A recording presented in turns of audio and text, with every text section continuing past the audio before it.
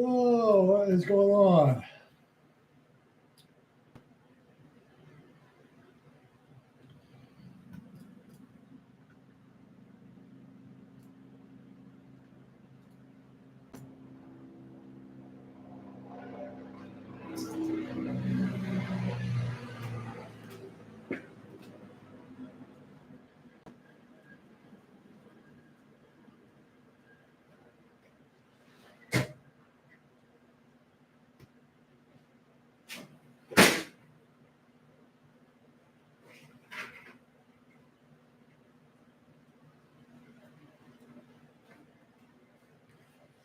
All right, sorry about that, guys.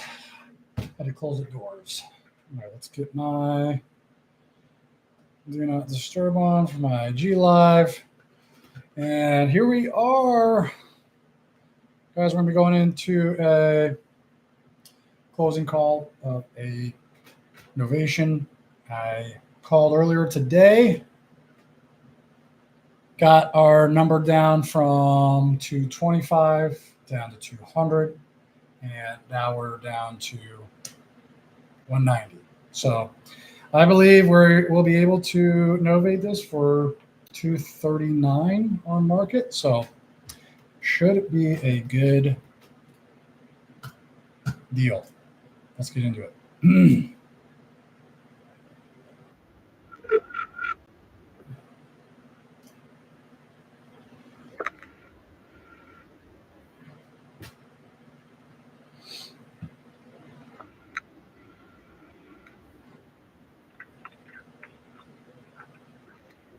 Hey, Caesar. Hey, sorry about that, man. I actually had somebody else call me. Couldn't get off enough. Well, cool. Are you still at Mary's work, or are you? Oh, you're at the library. Okay. You got a couple minutes to go over a couple things. Beautiful, beautiful. Okay. All right. Well, yeah, I wanted to just go over kind of like what the underwriting team, finally came in at. Just to summarize, you guys selling the property, kind of take care of these, the debts, right? That's like the main driver. If we can pay those off, have a little money to put into that fence, and have some money to buy the mobile or manufactured home around 50, 75K to then seller finance to the current tenants, then you guys are good to go as long as we get the right number. Beautiful. Okay. All right. Well, yeah. Hey,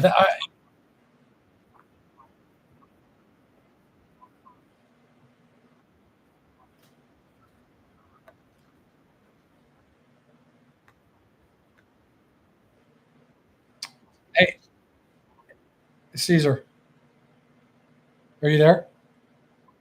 I'm having a really hard time hearing you, bud. Okay.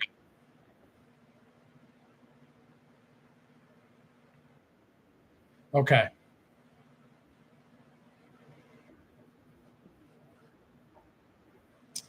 A little better. Yeah. It just sounds like it's like you've got like a blanket over the over the mic or something. Oh yeah. Yeah. We don't want to be too loud in there.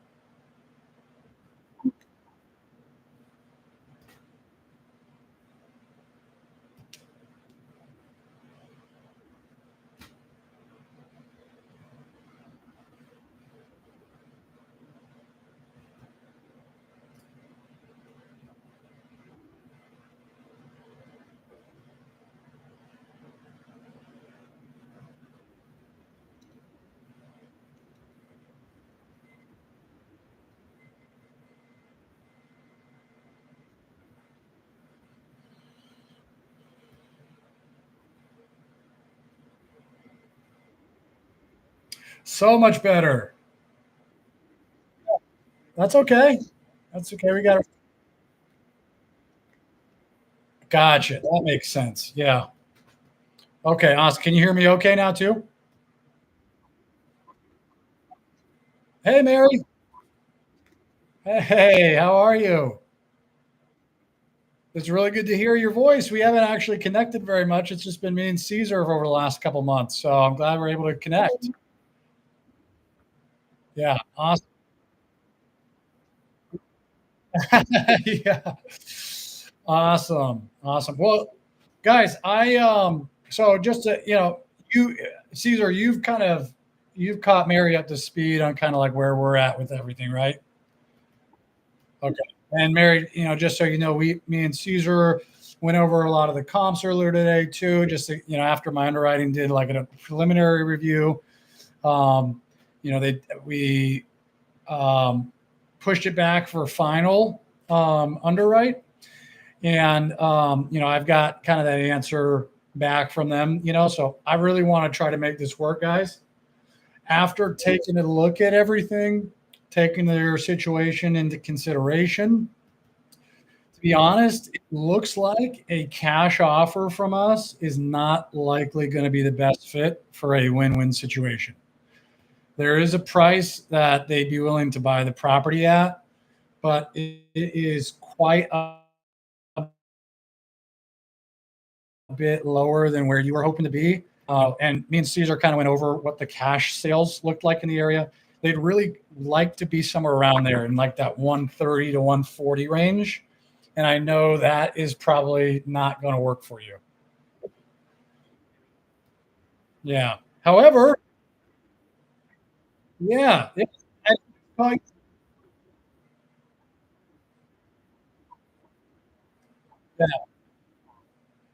Well, see, before you get to it, we get too ahead of ourselves. I didn't call you just to waste your time and tell you I couldn't help you, because I do have some really good news. I've talked to you, at length, Caesar. I've let you know we're a creative real estate investment company. And last time we spoke, we actually didn't have this program available to us. We have it now, and I was really hoping that I could get your guys' property approved for it. It's called the concierge service. And I didn't mention it earlier just because at this point they are so selective on what properties are approved, because it is very labor and resource intensive for us. And only a small percentage of properties that come across our desk are approved for it. So I was super, super excited when I was able to get approval for your property. So basically, this is how it would work, guys. From doing so many transactions and being based here in California and really nationwide, we have developed a really robust network of realtors and other investors and institutional and retail buyers that we work with. A certain percentage of the properties that come across our desk don't fit our criteria, but would be a great fit for another investor that just has a different business model than us, or even someone who plans on living there. So a lot of these investors are really good at fixing, flipping properties and being landlords, but they are horrible and just, not interested in getting involved with the sourcing of the properties. They don't enjoy the sales and marketing involved because it's really expensive and time consuming. So the way to work is we would agree to a net price with you. We would pay all the closing costs. You wouldn't have to fix anything. And obviously, if there was anything that requested to be fixed by the buyer before we close, we would take care of all of that. We then just resell our contract to a third party and earn our fee from the buyer. So essentially, the experience and the net result would be the same as a cash offer. And just to be clear, guys, we aren't representing you as a realtor or anything. We would just be reselling our contract, which, I know most people don't really care how we make money as long as they get every penny they're promised. So we would earn our fee from the buyer. We'd handle all the heavy lifting, and you guys can sit back and collect a check. You guys are getting the speed and convenience of a cash offer, but we can get you a much higher price than what other investors would be able to pay. Does that make sense?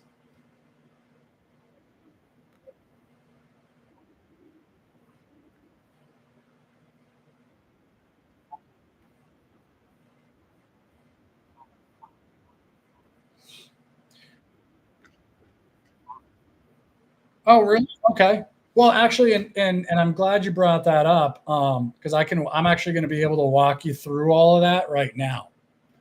Are you guys able to pull up your email on your phone?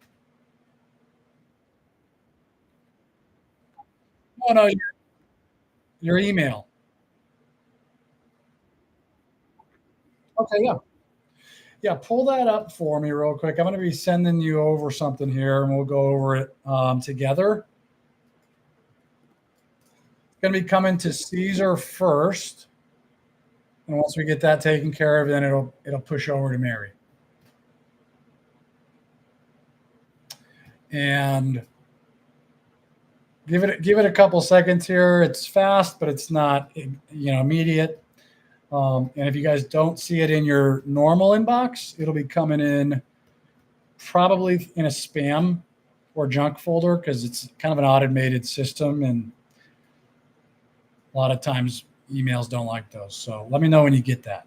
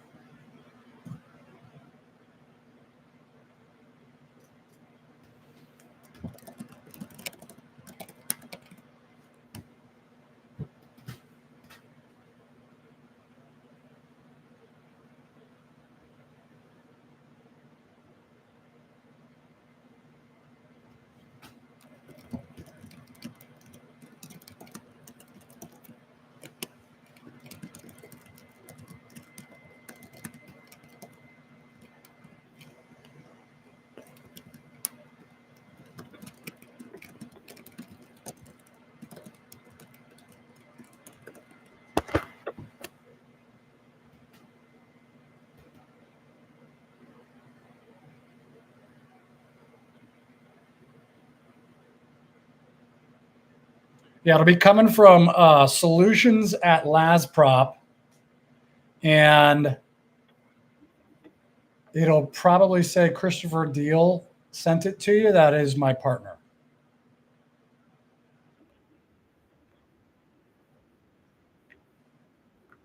Okay.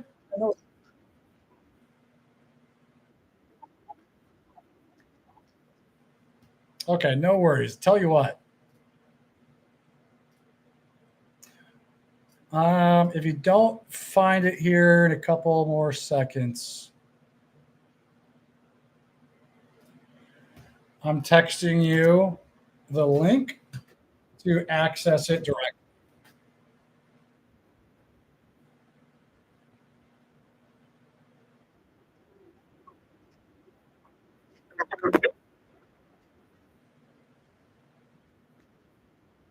Okay, yeah, no worries. I'll be here. Yeah, yeah, no problem.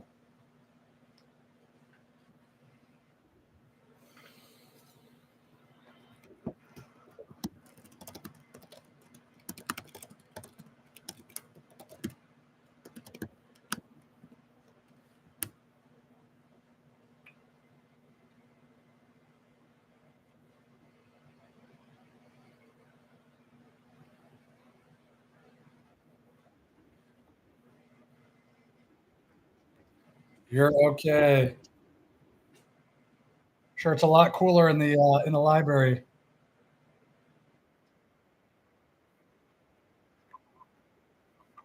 Oh, beautiful.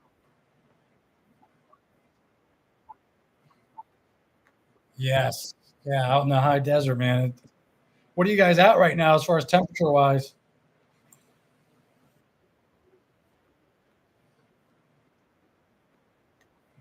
You guys are in Ramona. You guys are my backyard. I used to live in Lakeside, right at the bottom of right at the bottom of Wildcat Canyon. That's right. Yeah, I got a lot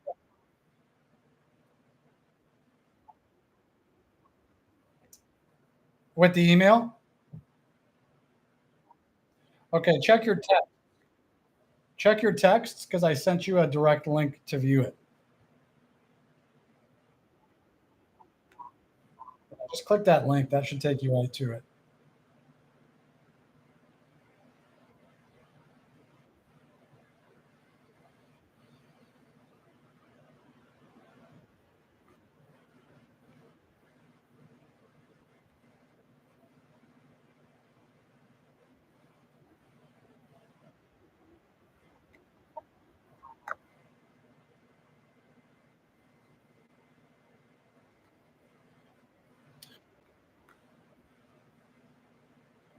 Yeah, that sounds like, I was going to say, that sounds like an internet connection issue.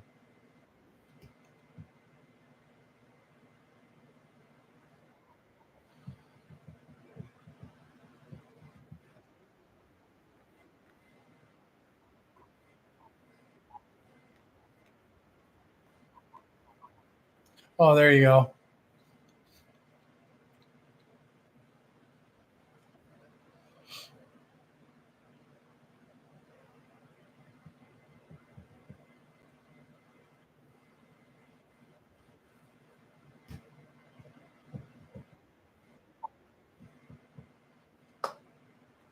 Are you in?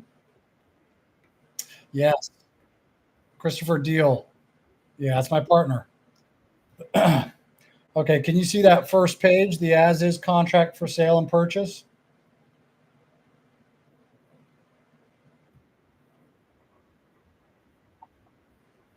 Okay, beautiful. Yeah, we'll run through this and then I'll kind of give you the ins and outs of what's the offer that we were able to get approved for you. So 15th of August, that's your guys' names. Just make sure everything's spelled correctly. We've got the 8437 Nipa Ave and your legal description in Kern County. Does that all look accurate?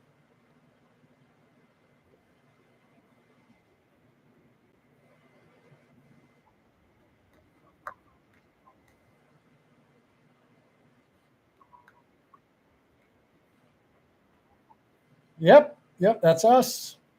Just make sure, just check your address right there under the property description. Make sure that's accurate.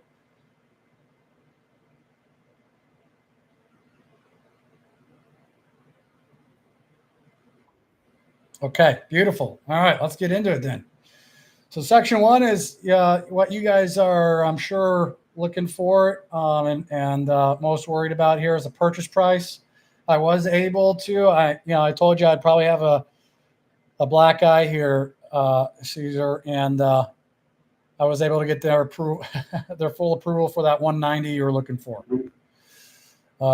Had to kind of bump them up a little bit. I had some favors to call in, but we were able to get that done. So full approval at 190. That is net to you. That's what's going in your pocket. Obviously, less any taxes or liens or encumbrances that you already owe. Funds to be held in escrow is $100. That's the legal consideration to make our contract legal and binding. Obviously, the balance due is the difference, and that's what you guys are owed at closing. Deposit shall be made payable and delivered to and held by the escrow agent. That'll be Alliance Escrow here in San Diego. Closing of the transaction is section 3. Shall occur on or before 60 calendar days, obviously, unless delayed by anything else or modified by the parties in writing. So unless we need to extend, it'll be 60 days or less. Buyer shall be given sole possession of property at closing. If the property is not vacant, we may extend closing until the seller delivers possession. And obviously, time is of the essence. We want to move, as quickly as possible. But that 60 days should give you guys plenty of time to get the current tenants out and find a new place for them to move into. And any personal property located on the property after closing will become the property of the buyer. So just make sure you let them know to take everything they want with them when they're leaving. Okay, section 4, condition of the property. This is easy. It's being sold as is, with all defects being at the sole risk of us, the buyers. Seller shall not be responsible for any repairs of kind whatsoever. Seller doesn't warrant the condition of the property or the improvements thereon or anything. Okay. All right. You guys still with me? Okay, awesome. Section 5, closing cost. Okay, perfect. Section 5 is closing cost. This one is easy. Buyer shall pay all costs. Here's a list of some of the closing costs that could be: title insurance, title search, inspection surveys. It's not comprehensive, but includes any and all closing costs. All right, inspections, section 6. Inspections, maintenance, and access. Buyer shall have 60 days from the effective date to perform inspections on the property. Prior to the end of the inspection period, buyer determines the property is not suitable. Buyer may terminate and deposit returned in full, thereby releasing the parties from further obligations. So unless there's anything, crazy that you haven't disclosed, we should be good to go. There shouldn't be any issues. That kind of falls in line with section 7 with access. You guys do still own the property until closing. The risk of loss remains with you until closing. But we do just ask that we have reasonable access for inspectors, contractors, appraisers, and prospective partners, other buyers. We just need reasonable access to be able to show them the property. Okay. Section 8, title evidence and insurance. Buyer shall obtain a title commitment and owner's policy from escrow agent, who shall also act as a title and closing agent. Buyer shall notify seller of any title defects. Okay, pause right there real quick, guys. The only thing that will really delay or blow this deal up and stop us from moving forward is a title issue. So you guys aren't aware of any title issues as I understand it. Is that right?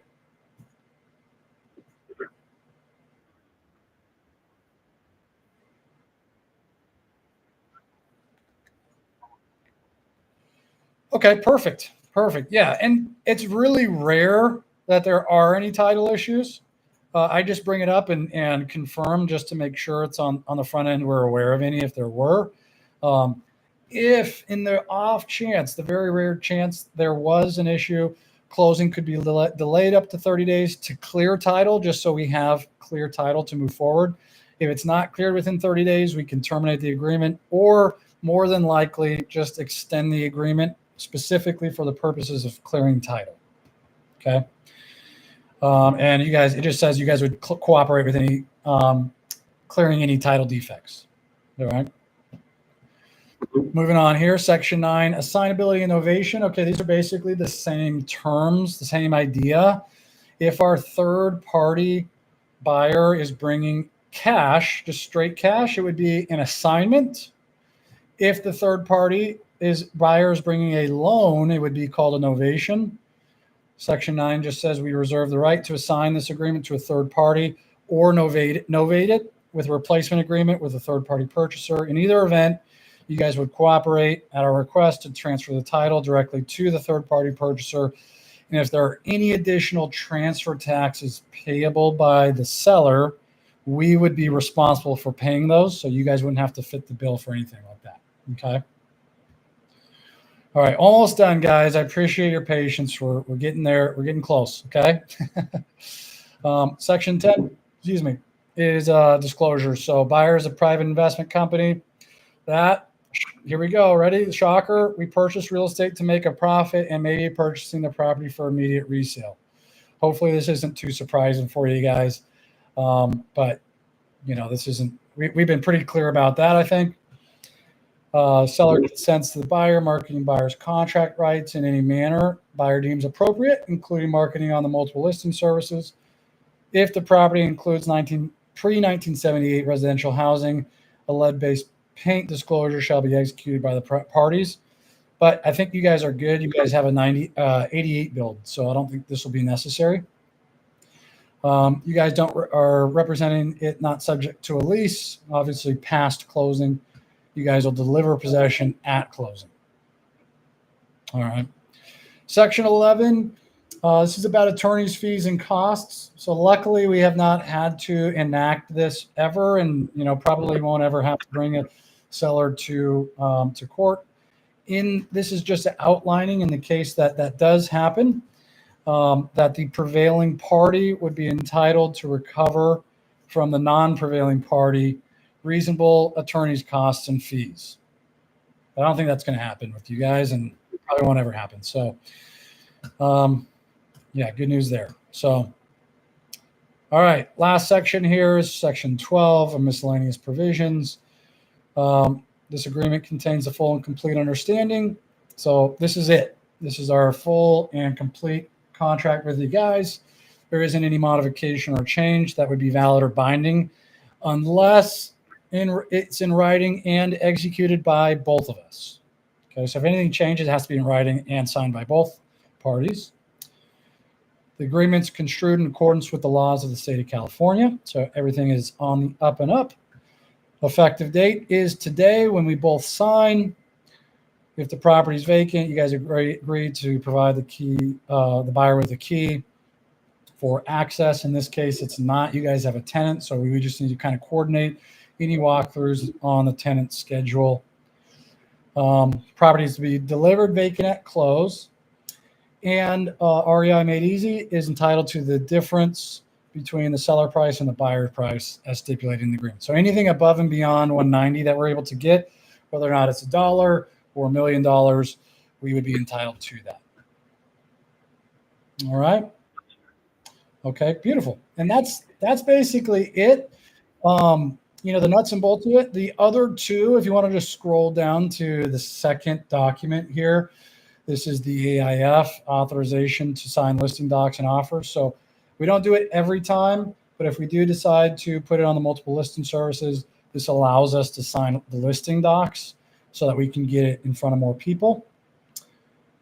And then the last one, if you want to scroll down, is the Novation and Indemnification Agreement. You see that one? Okay, yeah.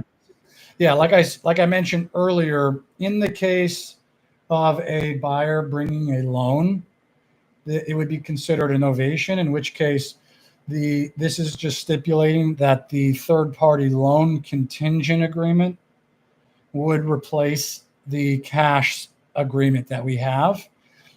In either situation, it doesn't really matter because it doesn't change anything about what you guys receive. You guys will not, nothing about your 190 will change.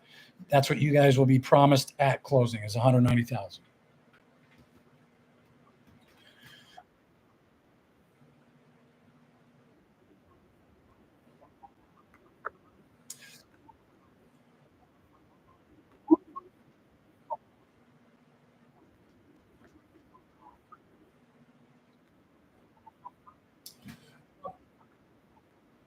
Well, and what do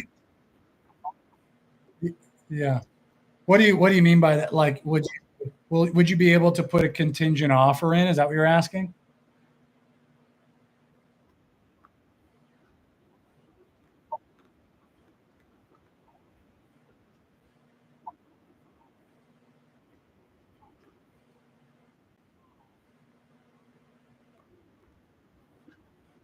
Okay.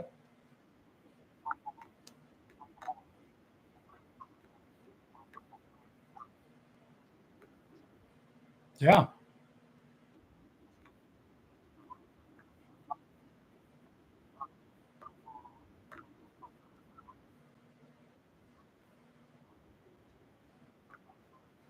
Gotcha. Yeah. Actually, I'm glad you bring that up. We are doing this with a property in Corning, California. So kind of a similar situation because it's in a kind of a rural area. They actually had a contingent offer on a property that they were purchasing. In that case, it would absolutely be you'd be able to use it.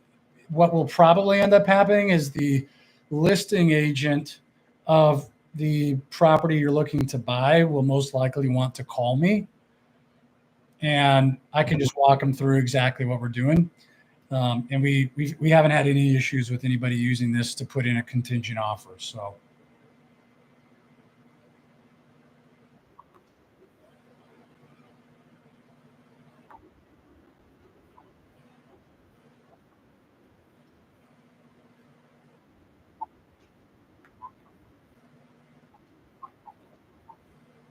uh-huh.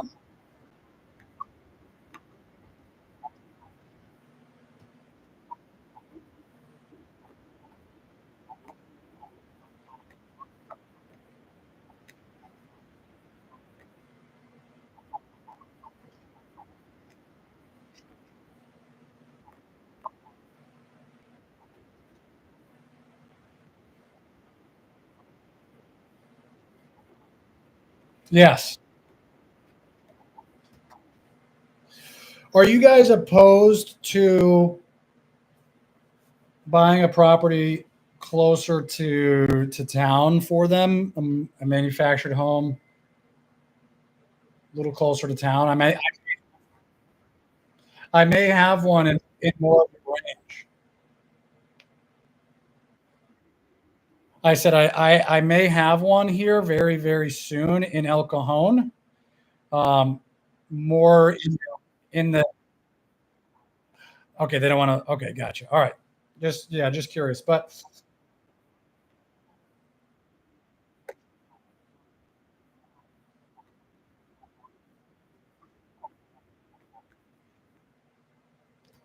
gotcha.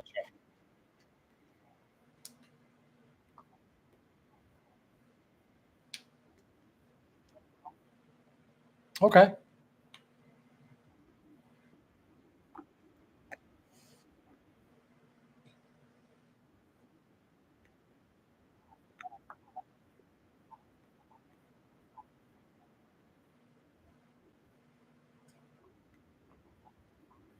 right.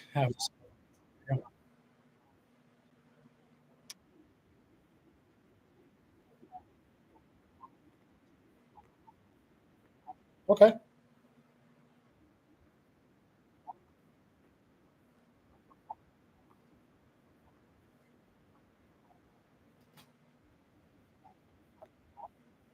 Yeah, yeah. Well, I mean, we talked earlier, right? I asked you if we could get you 190 and get you a closing date within 60 days, if there was anything that would be holding you up, and you told me there wouldn't be anything holding you up from moving forward. So has something changed?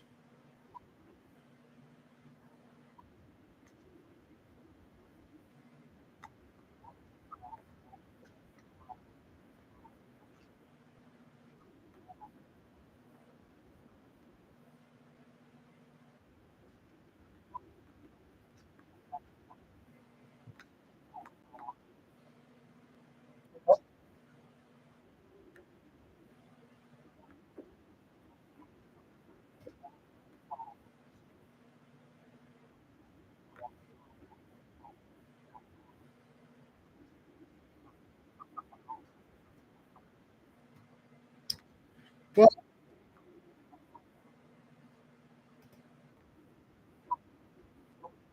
yeah. Call me right back.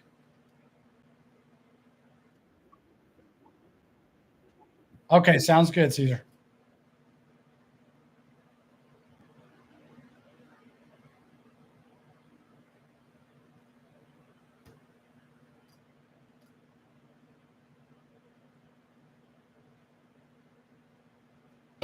Okay. So, hey, YouTube guys, super sorry. I don't know what's happening. I guess the audio, you guys weren't able to hear the seller. I got to work out the audio on that. Instagram guys, I hope you were able to hear. I haven't had any issues in the past. Um, but yeah, that's really a non-issue because if you guys didn't hear, so basically what's happening is he wants to buy a mobile home to seller finance to the current tenants of the house that we're looking to get under contract. They're friends of his. He doesn't want to see them. They can't qualify. They got like 8 kids, so it's just not going to work for them to buy anywhere else conventionally. So he's just helping them out. So he had a realtor that was going to be looking out for a property to buy up in the Kern County area that he would then turn around and seller finance to uh, his current tenants. That was his only holdup. He did give me verbal, nothing in our agreement he has an issue with. That's why I love doing it this way, because you're upfront and honest about the fact that you're novating it, that you're finding a third party. I mean, you can't really do an on-market novation without setting the expectation that's going to be a third-party sale and that you will have people coming in and out of the house, especially when it's a primary residence or a tenant-occupied property. You've got to be upfront about it, because if you try to slide it past and say, we're going to buy it, I might have people come by, it's going to make things a lot difficult. They're going to come back and they're going to be upset with you for not setting the expectations correctly. So he doesn't have any issues with the terms of the contract. Luckily for us, the realtor was actually calling him right then and there. So I have a great rapport with Caesar. I've talked with him, for over 6 months. We had another property that we were going to be buying from him that didn't work out. We've known about this property for a long time, have not been able to close on it, because to get it at a cash number, we need to be at like 130. And that just doesn't make sense for him. So we can novate it, resurrect this dead deal, and make about 20 to 30 grand on it through a novation. That's why I love this exit strategy so much, because it opens up so much opportunity. I guarantee you guys in your CRM right now probably have about 30% of the leads that you couldn't close that would be on a cash deal that could close as novations. So I wish you would call back right now. I could just, get everything closed up. I hate leaving things out in the open. That's why I always walk them through the contract on the phone and get it closed then. This is kind of a unique situation where he had the actual realtor that is looking for the property for him that was calling him, and I needed to let him have that conversation. So we'll see how it goes, but sounds good. I mean, he already gave me a verbal. There wasn't anything about the novation, about the third-party sale that he had issues with. So if there was going to be any pushback, it would be on the inspection period of 60 days, aligning with the closing period. The EMD typically hangs people up of only $100. Obviously, we have we can overcome those objections pretty easily, but he didn't put up any objections. So I will let you guys know on my Instagram, Brad_does_real_estate. I'll let you guys know. I'll keep you updated on this. Let you know when it closes, and we'll get this one locked up and probably listed on the MLS after we push it out to our investor lift account within the next. I would be surprised if it wasn't listed by next Monday. So, guys, also wanted to put it out there for you guys. If you have any dead deals, or you have cash deals that aren't working, and you need to get a reduction, the seller's not open to a reduction, or you just have deals that you've already pitched cash that are willing to take a discount. Typically, I would say 80% of the as-is value. That's like quick calculation. If they're able to take 80% haircut, or I should say 20% haircut, they're willing to take about 80% of its as-is value, then we can do a novation. In the description on the YouTube video, and in my link tree in my bio, I have JV forms for those deals. If you've got it locked up already, it's the dispo form. If you need it closed, there's a closing form. Love to convert those cash deals that aren't going to make sense into novations and make a lot of money together, guys. So I will see you. I'll go live on my Instagram if this one ends up calling me back. I'll go live on my Instagram. But yeah, JV with us, partner with us. Links in my bio and in the YouTube description. And I'll see you guys when he calls back. Peace.